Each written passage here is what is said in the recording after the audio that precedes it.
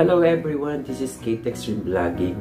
At for today, I'm giving everyone a 10 tips on how to cook a delicious food without magic sarap and monosodium glutamate.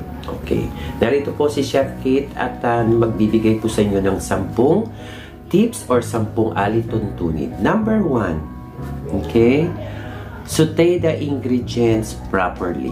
Okay, so sa inyo pong paggigisa, kailangan po ang bawang brown at ang kailangan pong sibuyas ay wilted. Okay, hindi naman po sunog. Okay, ang chili or green chili or red chili, kailangan po siya ay lutong-luto para po yung spice niya ay lumabas. Okay, ang tomato po kailangan din pong luto.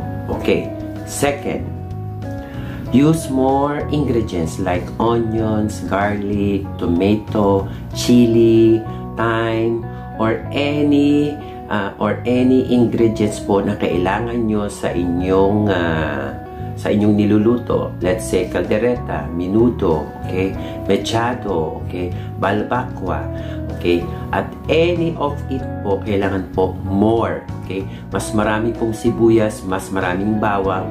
Okay, mas masarap po ang kalalabasan ng pagkain nyo.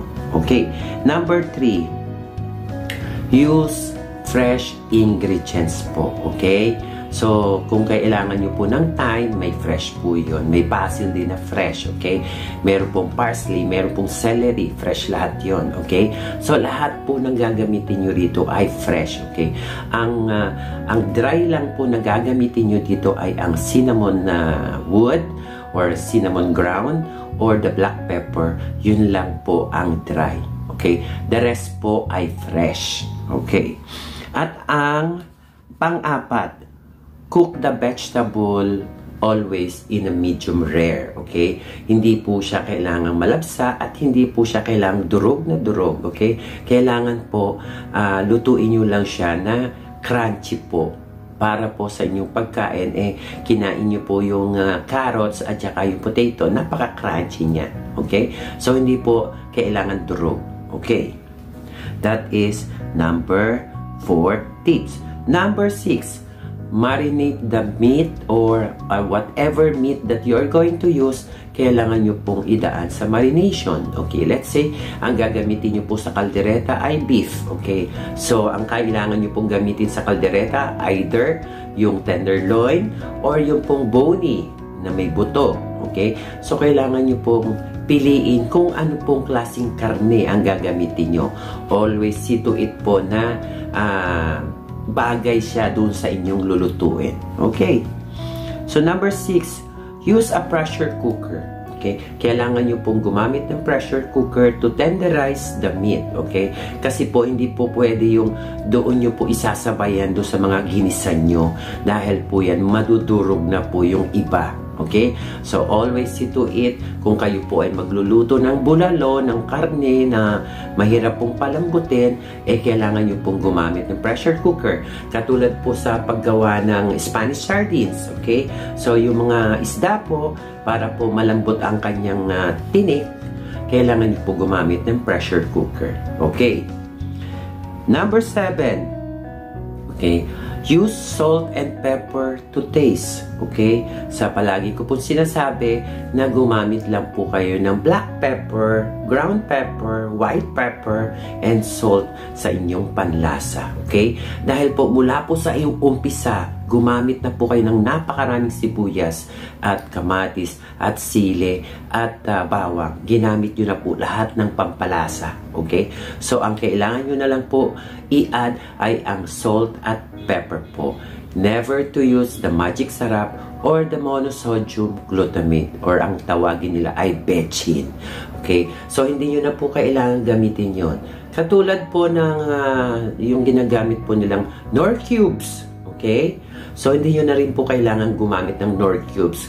Kung gusto nyo po ng malasa ang inyong lulutuin, see to it po, bumili kayo ng maraming buto-buto na manok or karne at yun po ay pressure cooker nyo ng maraming sabaw kung gusto nyo po ng maraming sabaw. Okay? Pagkatapos, yun po yung pinaka-broth nyo. Broth or yung sabaw nyo po. Yun ang pinakasabaw nyo po. No need to use the Knorr cubes, okay? Hindi nyo na po kailangan ng Knorr cubes, okay? So, pangwalo po, always use a fish sauce, or they called it patis, okay? Nagmula po sa mga isdang maliliit, at ito po ay pinerment para po maging fish sauce or patis. Ito po yung the best na pang-add po sa inyong niluluto, at ito po ay magbibigay ng sarap po. Masarap to sa sinigang, masarap po to sa lahat ng klaseng niluluto nyo.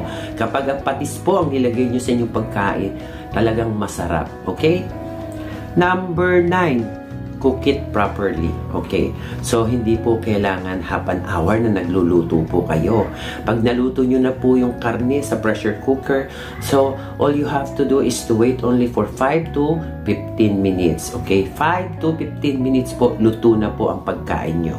Okay? Huwag pong ugaliin na durog po ang mga rekado. Okay? See to it po, ito ay medium rare. Okay? At ang pang-10 po, put more love on it, okay?